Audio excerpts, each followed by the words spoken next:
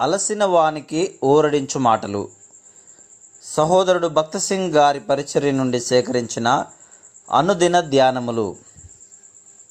ఇశ్రాయేలీయుల దేవుడైన యెహోవా రెక్కల క్రింద సురక్షితముగా నుండునట్లు నీవు వచ్చితివి.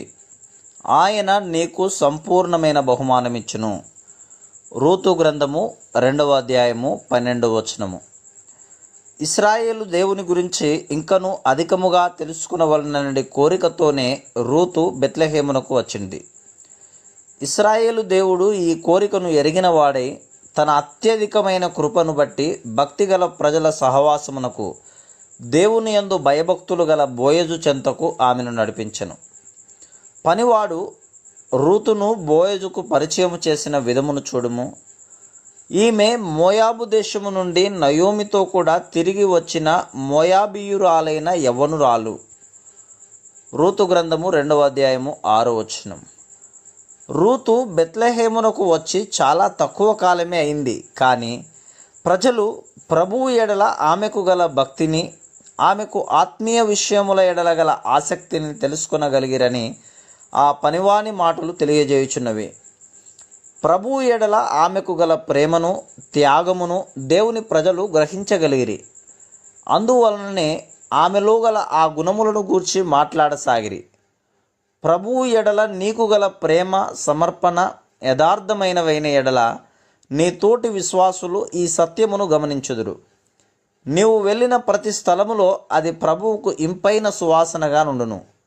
దీనికంటే ముఖ్యమైనదేమనగా బోయజు ఈ ఇంపైన సువాసనను గమనించగలిగాను.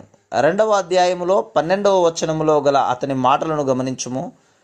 ఇశ్రాయేలు దేవుడైన యెహోవా రెక్కల క్రింద సురక్షితముగా నుండునట్లు నీవు వచ్చితివి. ఆమె అతనితో ఒక మాట కూడా మాట్లాడక ముందే ఆమె ఇశ్రాయేలు దేవుని రెక్కల క్రింద ఉండుటయందు నమ్మిక ఉంచుటకే వచ్చినదని ఆమెలోని గొప్ప కోరికను బోయజు అర్థం చేసుకొనగలిగెను. ఇదియే ఆమె అతని దయను పొందుటకు కారణమైనది. ఫలితముగా ఆమెను తన భార్యగా చేసుకొనెను. అన్నిటికంటే ముఖ్యముగా దేవుడు ఆమె గుణము యొక్క మధురమైన సువాసనను గుర్తించెను. రూతు ఇశ్రాయేలు దేవుని గూర్చి అధికముగా తెలుసుకొనవలనని ఇశ్రాయేలు దేశమునకు వచ్చెను. ఇశ్రాయేలు దేవుడు ఆమె ఉద్దేశము యొక్క యథార్థతను గమనించి ఆమెను ఆశీర్వదించెను. ఆమె ఎడల దేవుడు ఎంత ప్రేమను కనపరచెననగా ఆమెను ఇశ్రాయేలు రాజైన దావీదుకు నాయనమ్మగా చేసెను. ఆయన పరలోకపు ప్రణాళికను అనుసరించి ఆ వంశములోనే తన కుమారుని ఈ లోకములోనికి పంపెను. దేవుడు రూతును ఆశీర్వదించెను. ఆమెను ఆశీర్వదించటం వలన అనేకులు ఆమె ద్వారా ఆశీర్వదించబడేది. ఆమె తన జీవితము ద్వారా మీరు నన్ను వెదకిన ఎడల, పూర్ణ మనస్సుతో నన్ను గూర్చి విచారణ చేయునెడల మీరు నన్ను కనుగొందురు అని ఇర్మియా గ్రంథము 29వ అధ్యాయము 13వ వచనములోనున్న సత్యమును రుజువుపరిచింది. దేవుని గూర్చి అధికముగా తెలుసుకొనవలనని నిజమైన కోరిక మనకున్న ఎడల, దేవుని వాక్యము కొరకు ఆకలి ఉన్న ఎడల, దేవుడు మన కోరికను తీర్చుటకు సంపూర్ణమైన ఏర్పాటు చేసి మన ద్వారా అనేకులను ఆశీర్వదించును.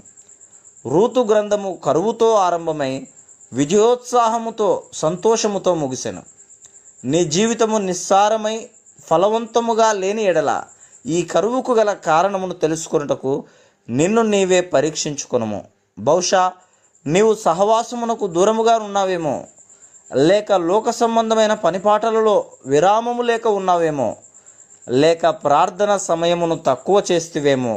పరీక్షించుకొనుము. నీ జీవితములో నీవు కలిగి ఉన్న ఫలించని స్థితికి కారణం ఏదైనను నీవు అదే స్థితిలో కొనసాగనవసరం లేదు. నీవు నిజమైన పశ్చాత్తాపముతో ప్రభువు వైపు తిరిగిన ఎడల ప్రభువు నిన్ను క్షమించి నీ దుఃఖమును సంతోషముగా మార్చును, నీ కన్నీటిని నవ్వుగా మార్చును, నీవు నష్టపోయిన దానినంతటినీ సమకూర్చును.